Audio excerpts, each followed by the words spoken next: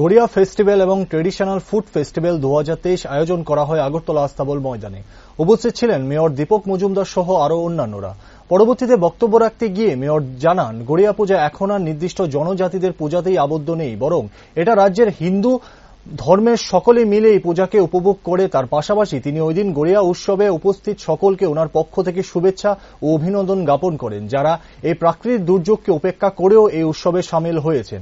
এমনকি বেশ কিছুদিন ধরে গোটা রাজ্যের গড়িয়া দেবীকে কেন্দ্র করে গড়িয়া পূজা পালিত হচ্ছে, ঠিক তার পরবর্তী সময়ে এখন গড়িয়া উৎসব ও গড়িয়া ফুড উৎসব পালন করা হচ্ছে।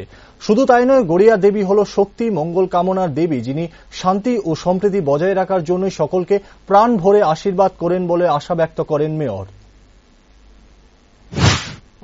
আজকে এই স্বামী বিবেকানন্দ ময়দানে গড়িয়া ফেস্টিভ্যাল এবং গড়িয়া ট্রেডিশনাল ফুড যে ফেস্টিভ্যাল অনুষ্ঠিত হচ্ছে,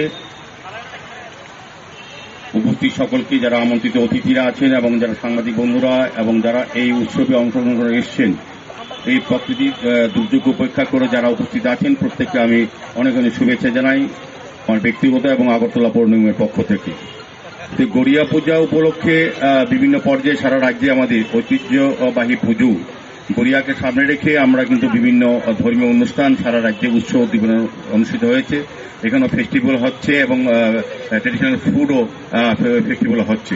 তো গড়িয়া দেবতা সম্বন্ধে আমরা জানি, গড়িয়া মানে শক্তি, গড়িয়া মঙ্গল এবং পরিবার পরিজন এবং দেশের সমাজের মঙ্গলার্থে জনজাতিদের, বিশেষ করে হিন্দু জনজাতিদের আমি বলবো যে গড়িয়া পূজা একটা বিশেষ পূজা, যে তারা খুব নিষ্ঠা এবং আন্তরিকতা এবং পবিত্র সহিত পুজো তারা করে থাকেন।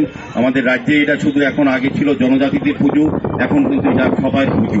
এখানে দেখবেন আস্তে যত রাত বাড়বে, আজকে হয়তো প্রাকৃতিক দুর্যোগ, আমি লক্ষ্য করেছি গড়িয়া পূজায় অনেকগুলো অনুষ্ঠানে গিয়েছি, শুধুমাত্র জনজাতির পুজো নয়, এখন এটা সার্বজনীন পুজো হয়েছে। বাঙালি সমস্ত অংশে ধর্ম, আমাদের রাজ্যে যে ঐতিহ্য, যে জাতি জনজাতি সবাই ধর্মনিরপেক্ষভাবে একসঙ্গে সমস্ত উৎসবে আমরা একসঙ্গে অংশগ্রহণ করি।